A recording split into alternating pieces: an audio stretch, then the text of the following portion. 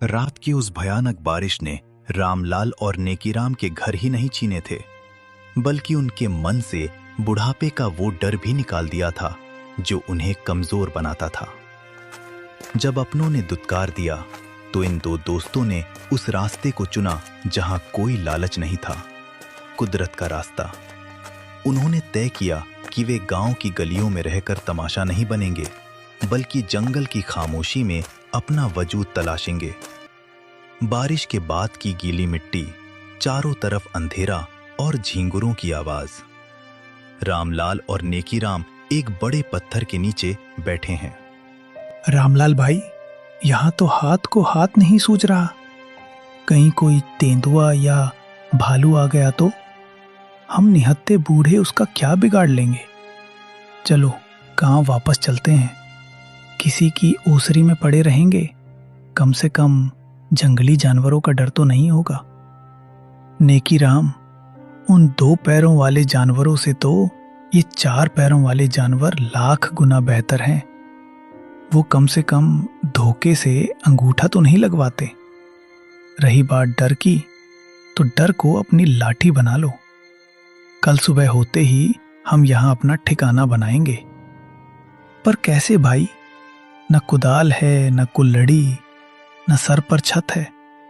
यहाँ तो घास भी कंटीली है।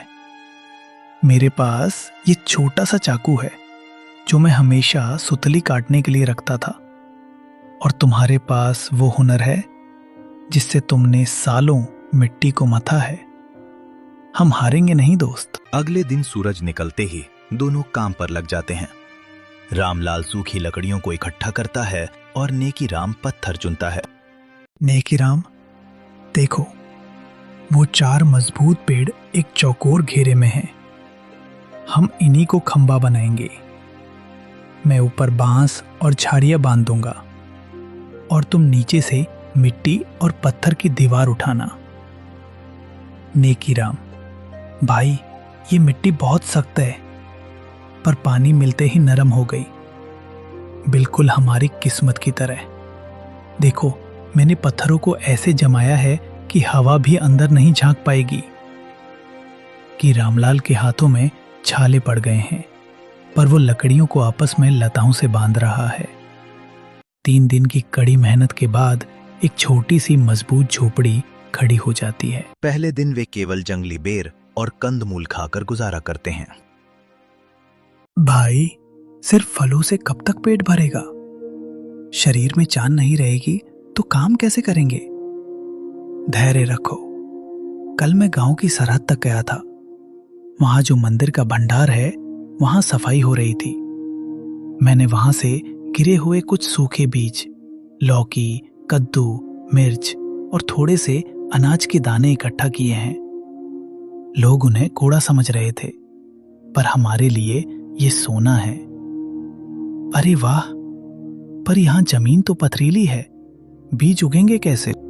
रामलाल एक मजबूत लकड़ी को आगे से नुकीला करके हल जैसा बनाता है। दोनों मिलकर जमीन खोदते हैं। नेकीराम बाल्टी की जगह बड़े पत्तों में पानी लाते हुए। चलो नेकीराम, तुम पत्थर हटाओ, मैं इस लकड़ी से जमीन को ढीला करता हूं।